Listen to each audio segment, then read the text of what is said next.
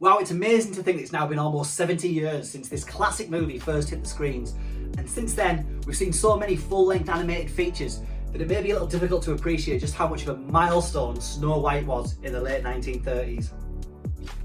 Guys, welcome to the first in a series of videos discussing every full-length Disney animated feature ever made.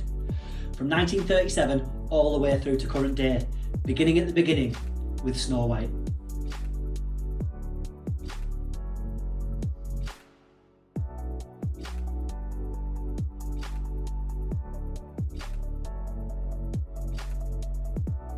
Even if you've never seen Snow White, chances are you'll be familiar with that age-old tale of an innocent maiden, here voiced by Adriana Castelletti, attempting to escape her nasty old stepmother, who also sidelines as an evil queen with a penchant for dark magic. After managing to flee her stepmother's kingdom, Snow White stumbles upon the woodland cottage of 7 little dudes. There's Sleepy, Sneezy, Happy, Bashful, Grumpy, Dopey and Doc. The gang obviously agreed to take her in, seeing as she ends up cooking and cleaning for the messy little devils, with the help of a small army of woodland animals. In return, they help her when her evil stepmother eventually catches up with her.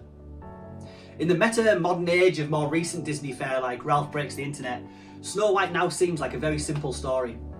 And in fact, one that seems like it could have probably been told in a much shorter film. Here it's stretched into feature length with the use of now classic Disney staples, such as comedy interludes and scenes of forest animals having a sing-song. Everything is in tune and in swing and life moves along with a smile and a song.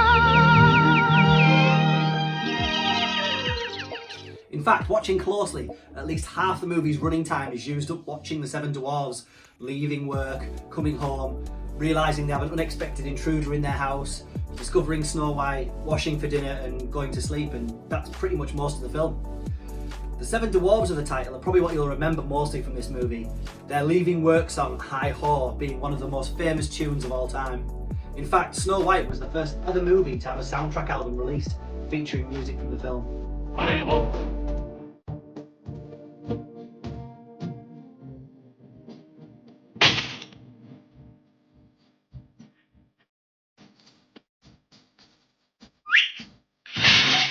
Another good long chunk of the film, and remember at just over 80 minutes, it's not a long movie by today's standards, is spent with the Wicked Queen as she skulks around her evil laboratory, disguising herself as the infamous old hag and making the potion that will poison the famous apple.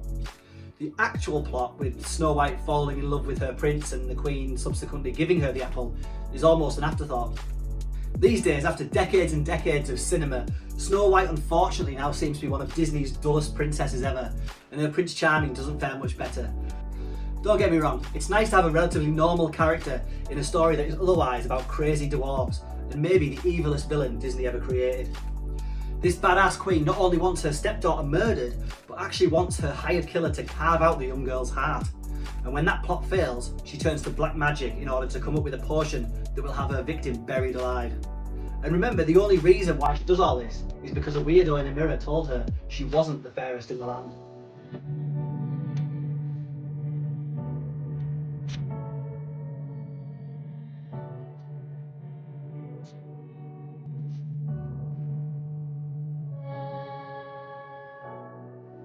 Obviously these are all minor nitpicks. There's absolutely no denying the importance of Snow White as being one of cinema's most important films, animated or otherwise. Honestly, how many other 70-year-old movies do families still sit down and watch today? Snow White kick-started a storytelling formula that pretty much most animated features still use today. Comedy sidekicks, animals having a sing-song and all.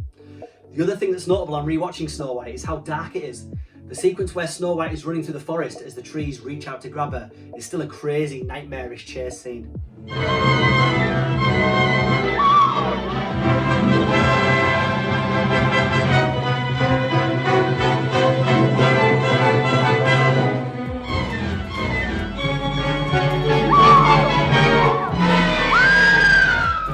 The scene is matched only in the creepiness stakes by the evil queen's transformation in her dungeon. After drinking her potion, we see her change, her hands become all thin and bony, her hair becomes white, a transformation so creepy it scares her pet raven. It's a brilliantly directed sequence with the camera circling around her as the potion takes hold. In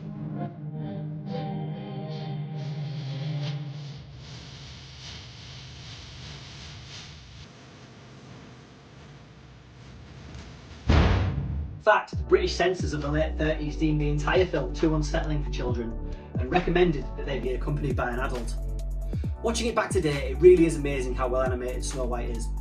With an unheard of for the time team of hundreds of creatives, including animators, inkers and painters. Publicity material for the time claiming 1,500 shades of paint were used in the 2 million illustrations created for the film. Premiering at Christmas 1937, it got an amazing reception and became a huge hit when properly released the following year. For his special achievement in bringing Snow White together, Walt Disney famously received a full-size Oscar statuette, alongside 7 miniature ones. Awarded to him as the film was deemed as a significant screen innovation, which has charmed millions and pioneered a great new entertainment field. A quote which has now become a hilarious understatement. Even though its budget ballooned to a huge for the time $1.5 million, and to think Walt Disney's family, friends and animators all attempted to dissuade him from making it. Snow White is, along with Mickey Mouse himself, one of the foundations on which the modern day Disney empire is built upon. Yeah, some of it seems a bit quaint and of its time, and to be fair, has a heroine who only really does a bit of cooking and cleaning before needing to get rescued. But still, after all this time, it's funny, scary, gorgeously animated, and absolutely essential viewing for movie lovers of all ages. Go check it out.